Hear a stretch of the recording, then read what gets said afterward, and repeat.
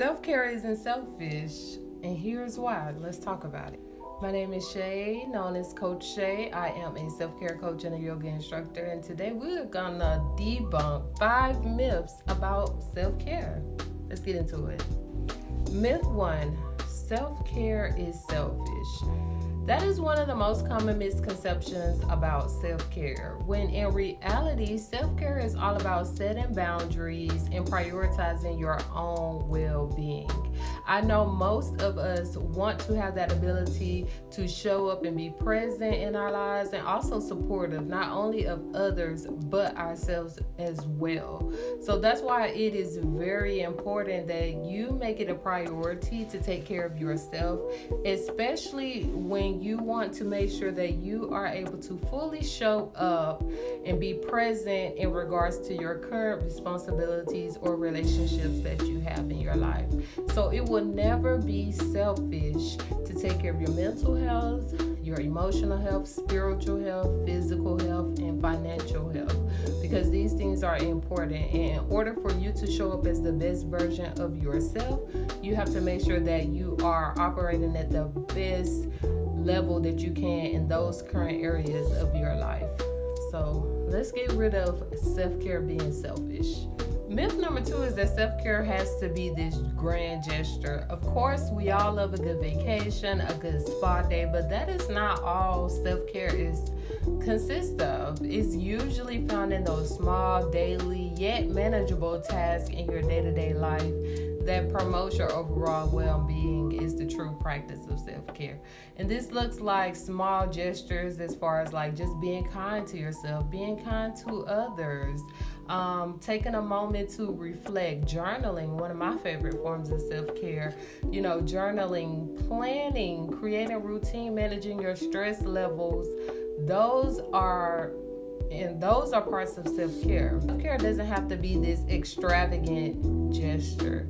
You can truly find it in your small, daily, manageable tasks. Myth 3 is that self-care is optional. Self-care should not be optional. Usually when you see people who are neglecting self-care and not putting their self first, they are usually neglecting their personal needs. So they tend to be overwhelmed, stressed, and burnt out. That's usually what it looks like when you are not choosing to make self-care a priority.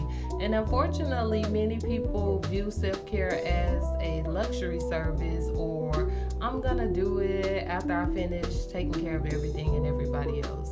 No, self-care is just as essential as eating and sleeping. You need to make it a priority to be taking care of yourself. If self-care has been optional for you, let's rearrange, let's go back to the drawing board and see how we can make this a priority, because it should be very important. Myth number 4 is that self-care is this relaxing practice. And true enough, relaxing is a component of self-care. With relaxing, you don't want to find yourself becoming one of those people who tend to procrastinate or avoid the things that are happening in your life.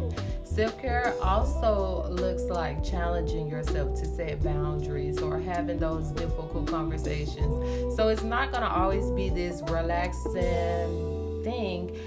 It is going to be those things that challenge you, that promote you to grow. Self-care is about making the right choices that promote your overall well-being and make sure that you are taking care of yourself.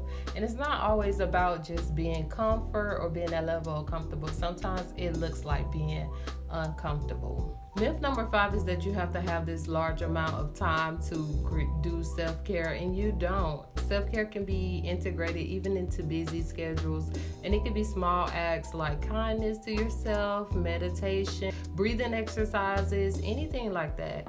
If you don't have 1 minute, 5 minutes, 10 minutes out of the day to give yourself, then we should definitely take a look at our priorities and reassess, because that's all you need to do a small act of self-care each day. It can be done. You don't need this large amount of time. I want to hear from you. So comment down below which one of these self-care myths that you have in the past or currently struggle with, and let's get some conversation going in the comments.